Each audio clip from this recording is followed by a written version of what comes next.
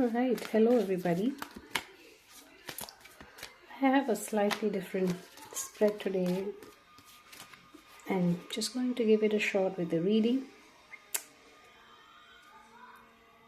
Maybe it's something that just needs to come out, or I feel like I want to give something, but we'll see how this goes here. And this is the African Goddess Tarot Oracle. I'll not be able to show all the cards because there's a lot of stuff that YouTube may flag. So we want to be careful. So we've got grounding at the bottom of the deck. Let's choose. Interesting. So maybe some of you may have some choices ahead, or you're looking to make a choice of some sort. Desire. Yes, so you want to make some choice, hey? Looking where to shoot the arrow. Okay. Oh, resistance. Are you resisting yourself from choosing? Or do you feel a resistance towards a certain choice that you're trying to make? This is a very beautiful card. Gives me slightly Queen of Pentacles in the reverse though, because I have a feeling that she's holding on to something which may be the cause for resistance. Because otherwise, it's a very beautiful card, isn't it? It's like she's got a couple of hands there. She's got a very long hair, and I don't know what this is about though. So let's see. So we've got resistance as the theme of the reading today. And then I'm going to use the Oracle of the Radiant Sun to just get the cosmic energy around it. Interesting, hey? This is a beautiful deck, by the way. It's actually an astrology guidance. I'm not an astrologist, or I don't know much about astrology, so please don't take it that way. But I'm just using this deck to see the cosmic influence. Let's put it that way, yeah? Alright, so let's just take a moment here. We've got inheritance at the bottom. This could be around your gifts, something that you're opening up to gradually. Alright, anything else around? So we've got Jupiter here. Is that Saturn or is that Jupiter? I don't know. So there's something around Jupiter and Saturn. There's a lot of fruits. There's also the sun. Probably that's why. Oh, sun and the moon. Interesting. And the stars and the clouds. So we already have the cosmos here. So it's possible that the resistance itself is cosmic, or maybe you're guided to just feel it out a bit for where you feel a resistance towards a choice or an option that you've been thinking about. I don't know why this is about so much about a choice. This could be quite significant in how you're wanting to proceed, which is a continuation to our yesterday's reading. If you haven't taken a look, if you feel like you want to, just go ahead and check. And I'm also noticing 22, which is significant. It's kind of it's twice the master number 11. It's almost like 1111 present there. Let's read the resistance card. Gangang Sara. Shadow of resistance. Shadows, elements, bush. The Witch of Golden Lane below into Tobago on a determined breeze from West Africa to emancipate her family. So you're scared that you're going to mess it all up. You may have stumbled, but this is a new day. Learn to show up for yourself. You ghost your own dreams and resist your own magic. Stop holding back, worrying, and pretending to seek perfection that will never come. When it comes to you stepping into your greatness, resistance keeps you stuck. Resistance blocks growth, creativity, and evolution. It may look like procrastination, laziness, disorganization, excuses, or lack of motivation, but there are deeper forces at play. You are resisting the force that you really are. This is me, I show up. That is your affirmation. So are you resisting yourself from showing up to be the authentic you? You know how I felt like I wanted to pull a cosmic influence, but the fact that I'm reading this almost feels like it's calling me also out in some way. There's no cosmic influence, it's just my procrastination and laziness.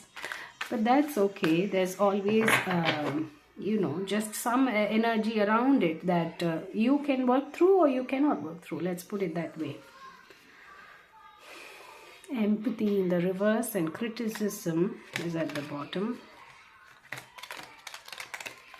See, it's also resisting to shuffling.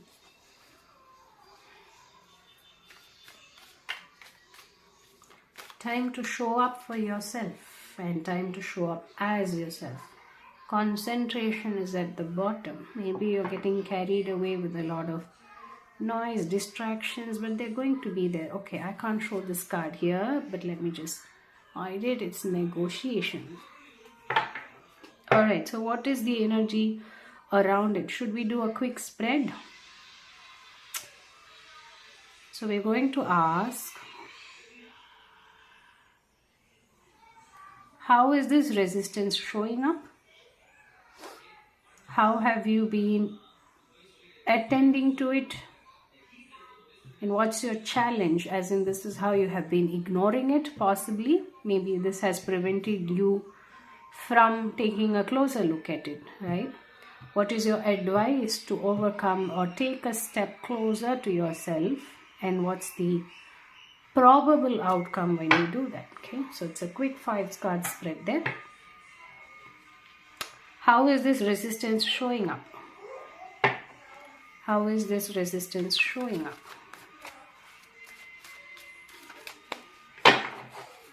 Right, and then we'll use some tarot to clarify. All right, okay. Idealism, that's perfection there. Flattery. It's people pleasing. It's got a bit of Gemini there. I think that is Mercury.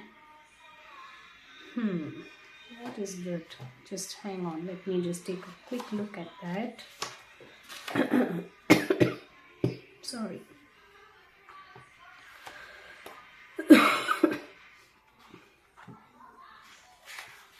Oh, so that's Venus in Gemini. They need variety in their romantic life. If they have to settle down, it must be with someone as changeable as them. It symbolizes the Gemini quality of talking to one person while listening to another's conversation. Wow. The spreading plant suggests the multiplicity of the Venus in Gemini nature. Not a very pause. I mean, it's very, I'm not going to jump into any conclusions, but this kind of feels like, how someone's really talking to you while traveling by a train, but then the train announcements keep happening. That's how this feels. So there's an overlapping voice sort of something, and that is likely a flattery of some sort, an idealism. So this is how this resistance has been showing up, or this is how this is the exact way that your resistance shows up. It kind of doesn't let your real voice to come out. Okay. So how have you been tending to it, or how have you been, there's a way that we always have a hand to play in it, right? So how have you been encouraging it or enabling this part? It's your birth. Interesting. Oh.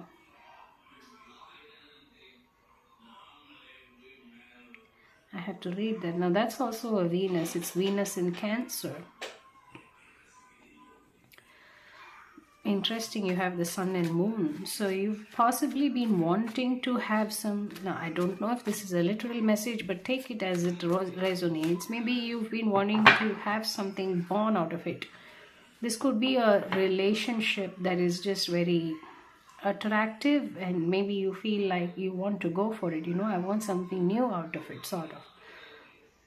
But the fact that you're kind of tweaking yourself to get towards this is the whole point of resistance there, because there's flattery involved in it.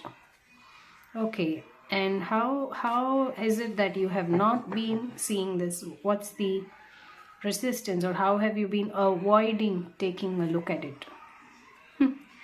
Romance and idealism. That's a very straightforward message. It is your expectation of a partner. It is your expectation of how you want a partner to be, or what you view as romance. An idealism about romance is exactly, okay, I'm sorry, I cannot show this on YouTube. I will just take this card away, but maybe you've taken a closer look there.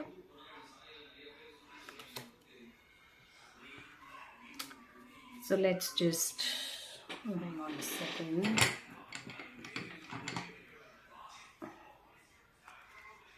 That's better. Romance and idealism.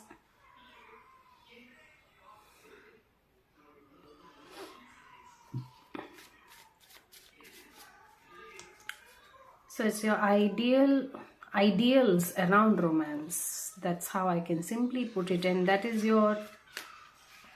where the resistance is. So I feel this is turning into a relationship reading, although I wasn't prepared for one. Sorry. Okay, so what's your advice to just overcome this, or maybe not overcome? What's your advice to move forward in the best way for you possible? Devotion. It's not a reading that I was expecting. So that is Saturn in Libra. Wow, Saturn in Libra. Saturn is exalted in Libra.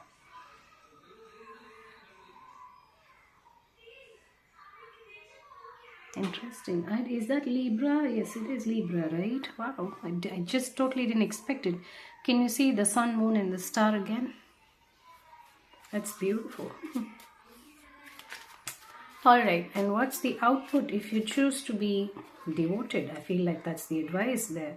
This is some kind of devotion. It could also be, how do you see one bird lying down and the other one is talking? So maybe this is someone who is trying to save you. I don't know if that's true, but there's definitely two energies here very prominently now. But there's flattery as well. It's like there's some kind of a desperate call that is trying to come in, but your ideals around romance are not allowing you to see it. And that's the resistance. Okay, and what's the outcome if you choose to be devoted? If you choose to be devoted and stay devoted. I don't know to what though, but the tarot will give us excitement. Wow, that's a good card. Excitement is Mercury in Gemini, is it? I'm sorry, I cannot show that also on YouTube. Is that Mercury in Gemini?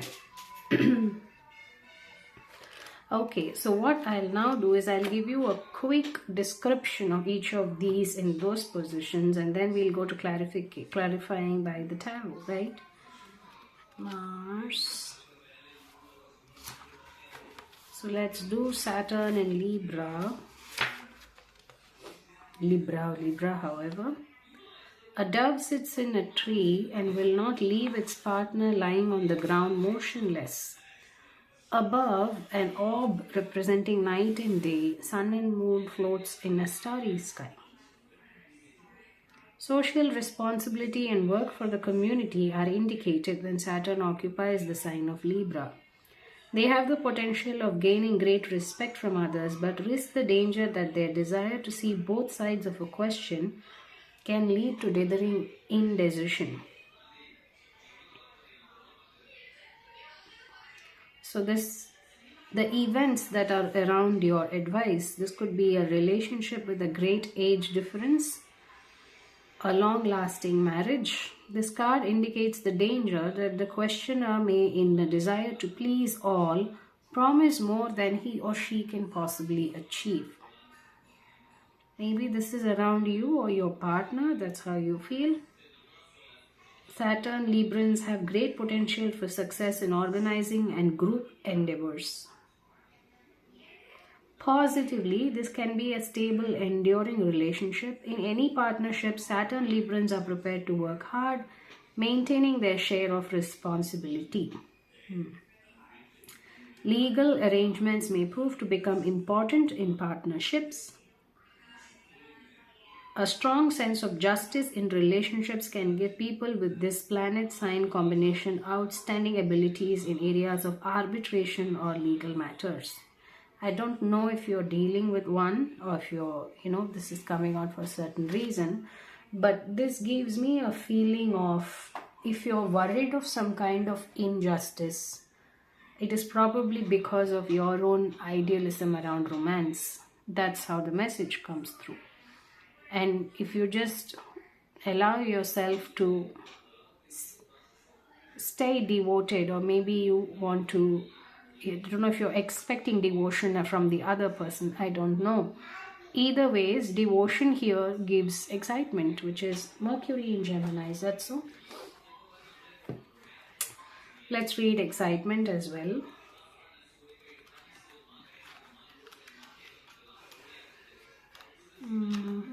Second, this is Moon. Yep.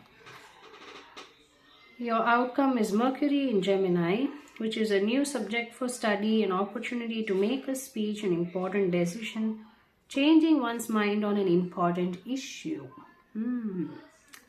Mercury on a prancing, nervous horse, a sagacious figure blows a great horn, the echoes broadcasting like rays across a cloudy sky. Behind, an old venerated tower symbolizes past wisdom and achievements. Capable of deep concentrated thought, Mercury Geminians are more likely to spread themselves mentally in order to learn everything about everything. Okay. All right. So there it is.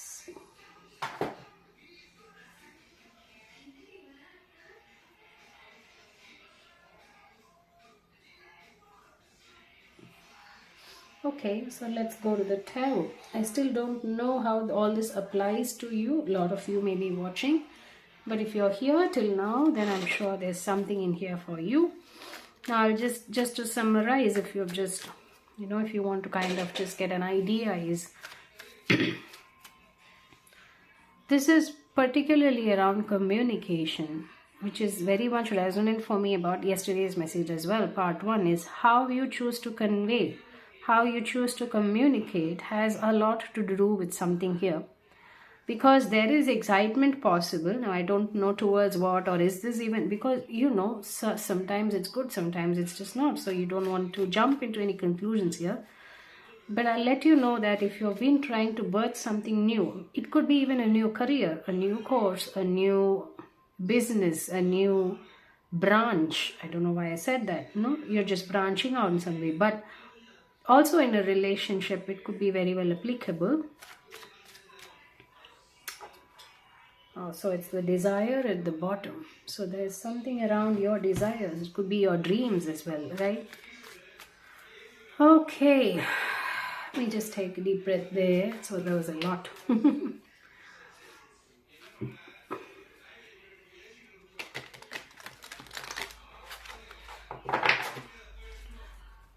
Flattery.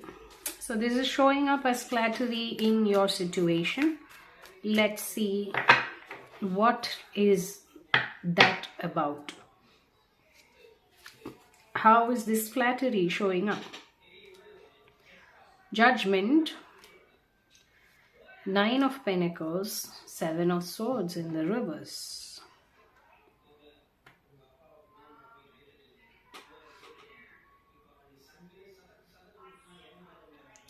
See, that's got something to do around authenticity there. Because you've got the 7 of Swords in the reverse, which is not hiding much about your 9 of Pentacles. So being true about your independent, authentic self around judgment. So if you haven't been truly expressing your authentic self, your own ideas, your own Five of Wands at the bottom. Yeah, I mean, there's a sense of, you know how they say groupthink. You tend to become. You don't want to be agreeable always to be in good books of someone, and this is you somewhere opening up as your authentic self. It's because it's time. There's a judgment around it. But why is the Venus that it's showing up as Venus in Gemini? Because there's an agreeability that's coming. Either you're being too agreeable or you're being disagreeable. The reverse could also be true. There could be parts of, okay, I think that's the message. Finally, oh my God, I was feeling a lot more. So there is something that you do agree. You also feel or think that this is correct, this is how this needs to be approached, or this contextually whatever I'm hearing or whatever I'm reading is something that I agree with. Could be philosophically, could be just in a relationship, it could be either ways, right? But your ideals of romance are being the source of resistance that you end up disagreeing to it all the time. So it's something that you either agree or disagree, but you're not expressing it because you want to appear flattery. You want to be flattered, or maybe you want to appear flattered. So maybe you like the disagreement because it gives you attention, it feeds you in a certain way. Maybe you don't want to be agreeable because you feel that is boring, or it could be the other way. Maybe you want to be disagreeing all the time so that there's a conflict. You like the conflict, right? So there's some kind of flattery over here. Okay, so birth is about how are you leaning into it. This is how something will be born. That's how you feel. And what is that? What's this birth around? See, again the Five of Wands at the bottom. So you're giving some kind of resistance to somebody because you want something new with them. I don't feel great about this reading. I don't know who it is for. The Empress in the reverse, there it is. Seven of Pentacles and Page of Cups. Oh my God. You want to be the only one giving to this person. My God. If you really care for so much, if you really have so much of love or feelings, you should just talk about it. Probably that's the whole point of the message. I don't know why I'm reading this. It feels like it's a way, I'm sorry, in the Lovers at the bottom. Or maybe it's a very big lesson for you with all the sun and the moon and the stars. Maybe it's really big for you to open up. I don't know, but this is even resonating a bit. Let me know. I really would love to know what am I reading for. Alright, idealism in romance. This is how you have been avoiding, or you've been allowing the resistance to brew in. And what's that? Ace of Pentacles in the reverse, Hierophant in the reverse. Two of Swords and Queen of Cups. Two of Cups. My God, I'm telling you, this reading is giving me a headache. Why do you want to just talk to this, keep on? I don't know, it just feels like there's a very unhealthy piece to it. Because you're not being honest about what you feel and how you feel and what you want from this individual. And you don't want to be honest, because your ideals of romance tell you to be dishonest. You feel like being honest is not going to help here. So you want to be dishonest so that you will keep on feeding yourself. Whoever this is, oh my God, I don't think I'm going to publish this reading. It's just a lot, very unhealthy. I don't want to read. High Priestess at the bottom.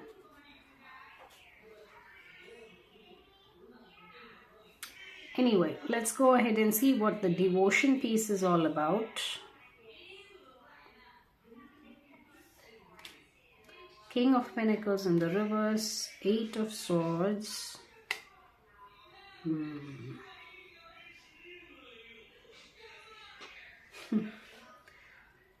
Okay, so that ties it up together. It's the advice, right?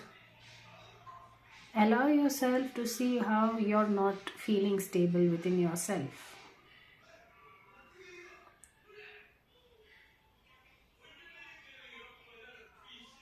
Mm-hmm. So this, okay, this slightly changes the tone, and I have a feeling you're resisting your own growth because you don't feel like you have it in you to be looked up by someone else. And the fact that you're flattering in a certain way gives you the attention that you crave in a certain way. But the advice here is devotion. When I say devotion, it's actually, could be either ways. It's probably, this is your advice,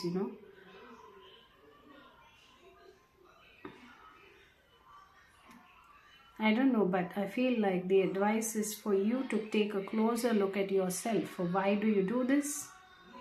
Or it is for you to just take a step back, and because I feel it's going to benefit the both of you. Either the other person is doing this to you so that you can take a closer look for why do you feel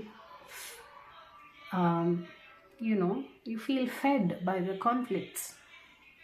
That's because you're not being honest about what you really want to say, or what you really want to convey or talk or feel, So there's a part of expression that's just so clogged. It's because you don't feel like being honest is going to get you to what you want or where you want. But your advice here is to really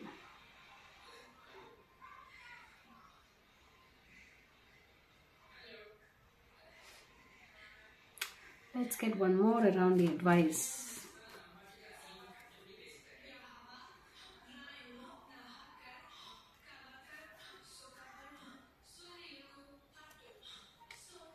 Four of Wands in the reverse. See, that's very King of Pentacles in the reverse again. Are you being too devoted to someone, or is someone else being too devoted to you that you feel a need to just keep feeding into the conflict some way? Or I don't know how, but take it as it resonates. But there's something that is really very unhealthy here. But the advice is devotion, so I have a feeling it could be stay devoted to each other, like be honest with each other, right? Like just be real, just be cool, and I'm not saying cool, but just be honest with yourself and the other. Anyway, this is not for me to say, but I'm just reading the cards, so please take whatever resonates and totally just drop out whatever doesn't, because it started with the resistance and the devotion is the advice. It's a very sun and moon, right? The resistance is generally hidden and we don't see it. But your advice is devotion. It's like lean into the resistance and then you will feel a lot more free and easy to go with it. Or go, wherever it's taking you. You don't have to. But that's the thing. I feel like you're doing it because you want a particular outcome and you're trying to push for it. But I don't feel like that's the advice. So anyway, take it as it resonates. If it's yours, it's yours. If it's not, it's not. So please leave it there. Mercury in Gemini is the outcome, probable outcome if you follow it, which is death in the reverse, that is rebirth. Nine of Swords and Fool. See? No more stress, jumping around and playing happily with a cat. And Three of Wands. Ooh, wow. So you're going to go towards the future. That's beautiful if you stay devoted.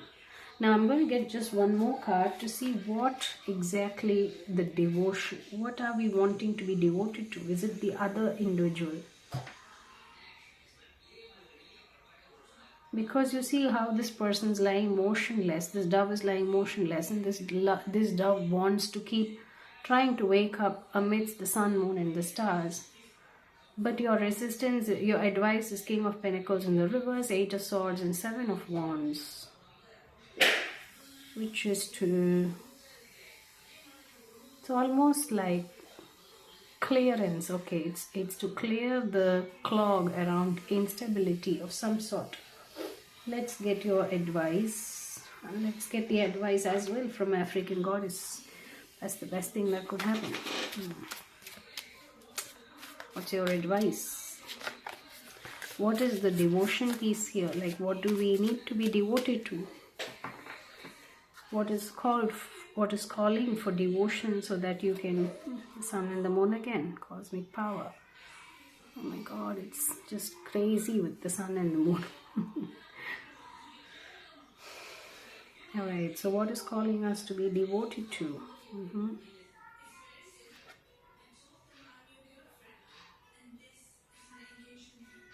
Scarcity.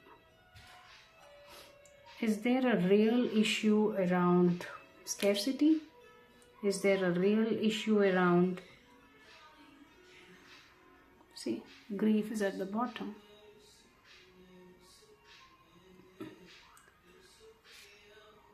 Giving and receiving grief.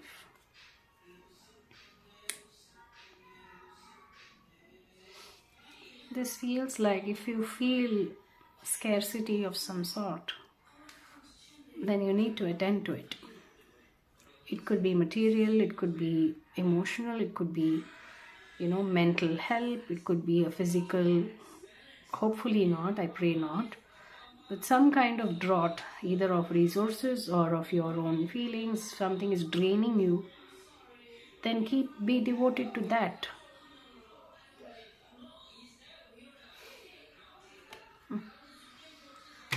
Alrighty, I'm gonna leave that there. It's a bit tough.